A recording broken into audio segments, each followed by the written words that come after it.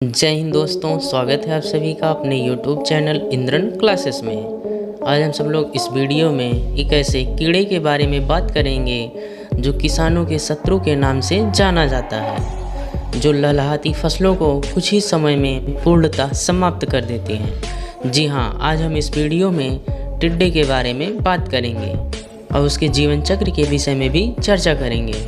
टिड्डियाँ पूरी दुनिया में खेती को तबाह कर रही हैं। भारत में टिड्डियों का प्रजनन केंद्र राजस्थान और गुजरात का पाकिस्तान से लगे समीपवर्ती क्षेत्र होते हैं। टिड्डियों का प्रकोप से बचने के लिए यदि हमें इसके जीवन चक्र का पता हो तो सही मौके पर रोकथाम के उपायों को अपनाकर भारी नुकसान से बचा जा सकता है। टिड्डी एक प्रकार का कीट होता है जिन्हें अकेला रहना अच्छा लगता है, लेकिन मुसीबत में ये एक होकर झुंड बना लेते हैं, जिसे टिड्डी दल कहा जाता है। टिड्डी दल पेड़ों की सारी हरियाली खत्म कर देते हैं, इसलिए वे किसान व खेती के दुश्मन होते हैं। टिड्डी 6 पैरों वाली कीट होती है जिसकी लंबाई 5 सेंटीमीटर तक हो सकती है।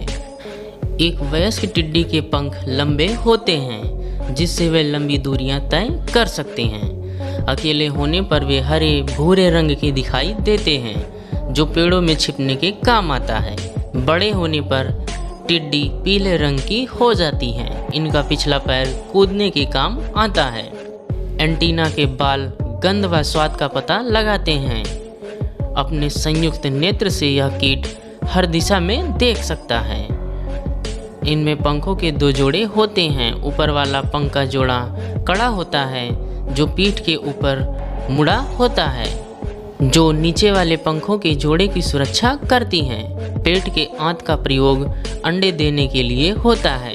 टिड्डी का पूरा जीवन खाने पर ही टिका होता है। बारिश होने पर टिड्डियों के लिए चारों तरफ खाना ही खाना इकट्ठा हो जाता है, लेकिन जब बारिश बंद हो जाता है तो भोजन की आपूर्ति भी रुक जाती है। ऐसी स्थिति में टिड्डे के पास झुंड में रहने के अलावा कोई रास्ता नहीं बचता है। अब वे अपना सन्यासी जीवन छोड़कर समूह में रहने लगते हैं। भूखे रहने पर वे एक दूसरे को खाने से भी नहीं चूकते हैं। भूखा पेट उन्हें एकता की शक्ति का आभास कराता है और अब वे खाने की तलाश में एक जगह से दूसरे जगह की ओर उड़ान भरते हैं। टिड्डी सारा दिन उड़ती रहती हैं, खाना खाती हैं। शाम ढलने के समय और हवा के ठंडे हो जाने पर वे पौधों पर चढ़ जाती हैं। अगले दिन जब सूर्य निकलता है तो पहले वे धूप में अपने आप को सेकती हैं और फिर पत्तियों को खाना शुरू कर देती हैं। हर टिड्डी एक दिन में अपने वजन के बराबर पौधों को खाती है। 1 लाख टिड्डियां अनुमान 500 लोगों के खाने के बराबर भोजन खा जाती हैं, लेकिन जब इनको भोजन नहीं मिलता है तो खाने की तलाश में कई किलोमीटर दूरी तक तय करने में सक्षम होती हैं। सामान्य तौर पर एक टिड्डी का जीवन काल 4 से 5 महीने का होता है। अपने लिए अनुकूल साथी भी इन्हें अपने झुंड में से ही मिल जाता है। महिला टिड्डे में एक नुकीली पूंछ होती है जिसके आंत में अंडे इकट्ठा होते हैं।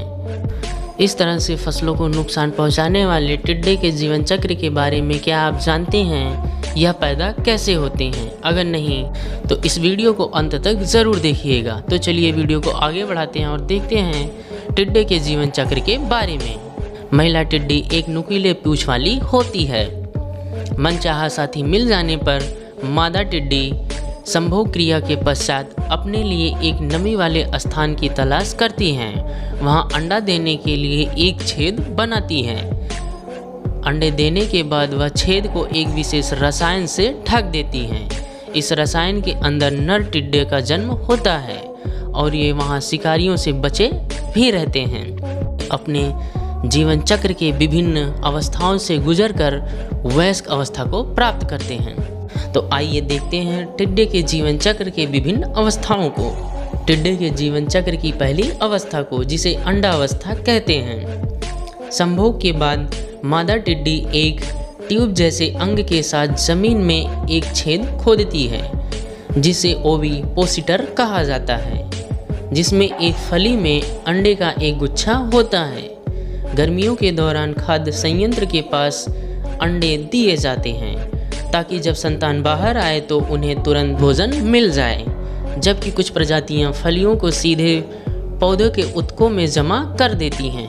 प्रत्येक फली में 10 से 300 अंडे हो सकते हैं। ज़मीन का तापमान एक निश्चित सीमा तक बढ़ने पर अंडे का विकास फिर से शुरू हो जाता है। भ्रूण 10 महीने तक अंडों में रहता है और अप्सरा बनने के लिए निकलते हैं और इसके बाद यह अपनी अगली अवस्था में प्रवेश कर जाते हैं, जिसे निम्फ अवस्था कहा जाता है।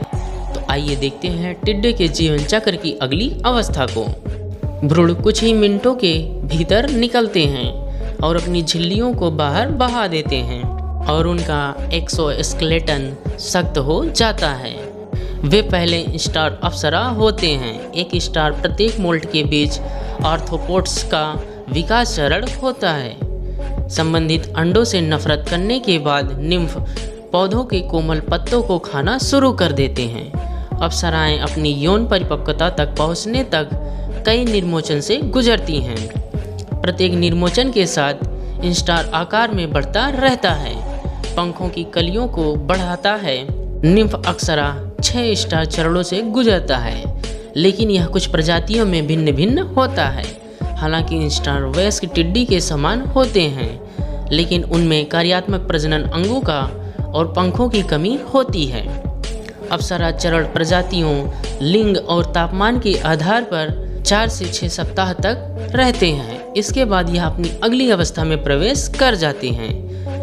तो आइए देखते हैं टिड्डे के जीवन चक्र की अगली अवस्था को, जिसे वयस्क अवस्था कहते हैं। कुछ ही समय पश्चात अंतिम निर्मोचन के बाद टिड्डे पूरी तरह से कार्यात्मक पंख विकसित हो जाते हैं और 15 दिनों में प्रजनन परिपक्वता को प्राप्त कर लेते हैं। अप्सराओं के विपरीत वयस्क टिड्डी अधिक मोबाइल होते हैं और शिकारियों से शिकार करने और भागने में सक्षम होते हैं। जब तक भ्रूण एक वयस्क के रूप में विकसित होता है, तब तक टिड्डा लगभग 11 महीने का हो जाता है और एक वयस्क के रूप में 51 दिनों तक जीवित रहता है।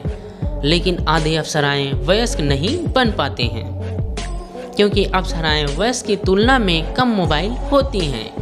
वे अक्सर पक्षियों, छिपकलियों, सांपों और मेंढकों का शिकार बन जाती हैं और जो बच जाती हैं वह अपनी अगली अवस्था यानी वयस्क अवस्था को प्राप्त कर लेती हैं। इस तरह से एक टिड्डे का संपूर्ण जीवन चक्र चलता रहता है। तो मिलते हैं नेक्स्ट वीडियो में एक अलग से जीवन चक्र के साथ। तब तक के लिए जय हिंद दोस्तों। वीडियो अच्छा लगे तो चैनल को सब्सक्राइब जरूर करें। जय हिंद दोस्तों।